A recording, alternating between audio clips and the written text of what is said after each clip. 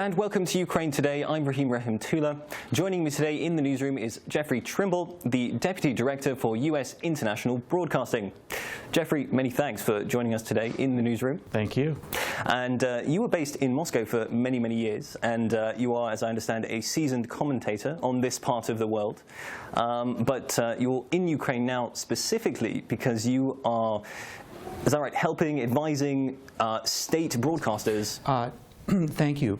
Yes, your state television station here in Ukraine, Ukrainian National Television Station, as is the case in the other former republics of the Soviet Union, the states of the former Soviet Union, is in the process, through legislated mandate, of switching over from being a state broadcaster to being a public broadcaster.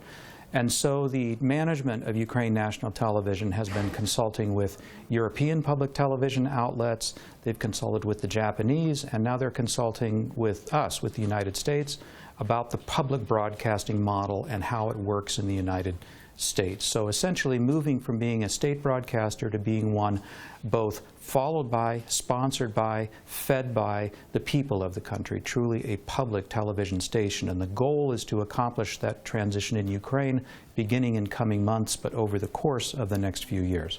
And why is that so important right now for Ukraine to as one of the many reforms going on right now in the country? I think in Ukraine, as is the case, say, in Moldova, next door, where I've also spent time, as happened in the Baltic States, as has happened in the other former countries, former republics of the Soviet Union, it's important, and there's a recognized importance by the people of the country, as well as by the leaders of the country, and in the case of Ukraine, by the parliament, that there be an independent voice that represents and includes and reflects the broad spectrum of public opinion in Ukraine on issues, that also offers high-quality programming, educational programming, children's programming, documentaries, travel programming that might not be readily available in the commercial market, which, while very rich in Ukraine, it is a commercial television market and therefore might emphasize programming that's of a different nature than what you'd consider to be traditional public broadcasting programming. And what language will this be in, the public broadcasting? Your public broadcasting in Ukraine will be in Ukrainian, although the legislation, and I'm not an expert in that legislation, but in working with the Ukrainian broadcaster over the course of the past week or so, I've come to understand that by law, the programming of public television in Ukraine has to reflect all elements of Ukrainian society, and that includes multilingual. It includes those who prefer to speak languages other than Ukrainian as their first language, and minority communities. All of those communities and their views and their ideas need to be represented. How can we ensure that it will be independent, or that it will be unbiased? The legal framework that's been created under law in Ukraine takes steps toward trying to ensure that independence. Oversight over Ukrainian public broadcasting will be done by a board that consists of representatives from non-governmental organizations and also from representatives of each faction represented in the parliament of Ukraine. So however many parties there are represented in parliament, there will be a representative of that party on the oversight board. That may strike some as being possibly a bit unwieldy, but nevertheless, as a process of establishing this in a way that's as democratic and pluralistic as possible, that's the decision that the Parliament of Ukraine has made about the governing oversight board. That board will then appoint and hold responsible for programming managers of the station, but ultimately the responsibility will be theirs. The managers will answer to them for the programming and content on Ukrainian public television. Presumably, though, the public broadcaster won't be operating in the occupied regions in East Ukraine.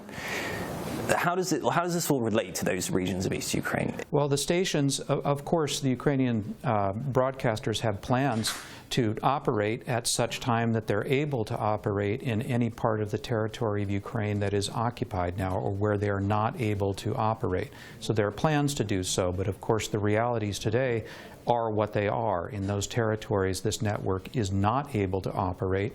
And in fact, the Ukrainian government is working on various ways to try to get the signals of Ukrainian broadcasters, not only public broadcasting, but others, into these areas where those that have occupied the area have taken off the air the Ukrainian stations and put the Russian stations on instead. And is it fair to say that this is all coming as part of the wider information war going on in Ukraine and arguably in the post-Soviet space in general? One thing I like to point out about the Ukrainian media market that surprises many of my friends and others when they hear it is Ukraine is the freest Russian language media market in the world today. The market of Russia itself, of course, is unfree and rated as such by international organizations such as Freedom House. Ukraine has a vibrant and pluralistic media market. It has its challenges, one of which is ownership of major outlets by individuals who may be pushing a particular agenda through their outlets. That happens elsewhere in the world. That's not unique to Ukraine. But for the most part, this is a media system that's pluralistic, open, vibrant, and developing. So it's doing better in that sense than any other post-Soviet republics, is that right? Well, I think if you look at the Baltic States, which of course for many years now have been fully integrated into Western institutions, NATO, the European Union, they've had a series of free, open, fair, and vibrant elections. Ukraine is not at the level of the Baltics in terms of the development of its media and the place of the media in its environment, and that is why international organizations such as Freedom House continue to rate Ukraine's media overall as partly free and not completely free. So there is further development taking place, but as I say, certainly it's exciting to come in here and sense the vibrant and pluralistic nature of the discussions that are taking place now in Ukrainian media. And I mean, I know now in, for example, in the Baltic States, they're making quite a big effort now to create their own Russian language TV channels and other outlets to counter Kremlin propaganda. But could you say then that Ukraine has actually already got that in some sense because the Russian language media here is actually well developed? I would agree. Ukraine needs that in part because there are many people who live in Ukraine who prefer to get their news and information in the Russian language. Therefore, there is, for reasons that are commercial as well as historic, plenty of reason to have robust Russian language media outlets. Russian is the 8th most spoken language in the world. If you include people who speak it absolutely fluently as a second language, most of whom live in the former Soviet space, it rises to the 5th most spoken language in the world. So it's perfectly reasonable that media outlets and countries around the world would wish to create and make content available in the Russian language, particularly today as the Kremlin continues its insidious, its pernicious propaganda campaign, not only here in Ukraine, but in efforts around the world. There needs to be an alternative for Russian speakers to what they get from the Kremlin.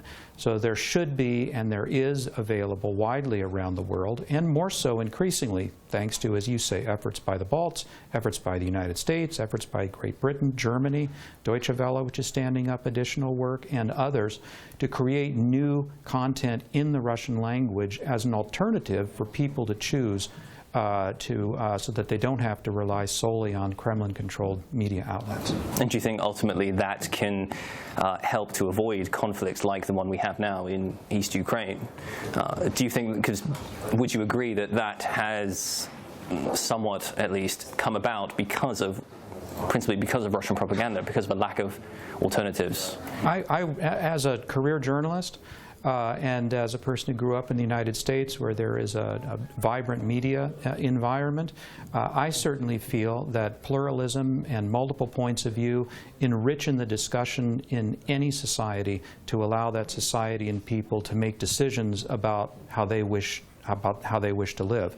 And I think that's the case here as well. The more outlets of information, the more access to information people have, whether it's in Eastern Ukraine or Crimea or in Russia for that matter, people can make reasonable, reasoned, informed choices about the kind of society in which they live. It's been said for quite some time that journalism, information, is the oxygen of democracy. You have to have it if you want democracy to work and you want civil society to develop. Excellent. I think that's a very good note to end our discussion on. Thank you. So, Mr. Trimble, many thanks for coming into the newsroom today. We've been joined here in the studio by Mr. Jeffrey Trimble of the American International Broadcasting.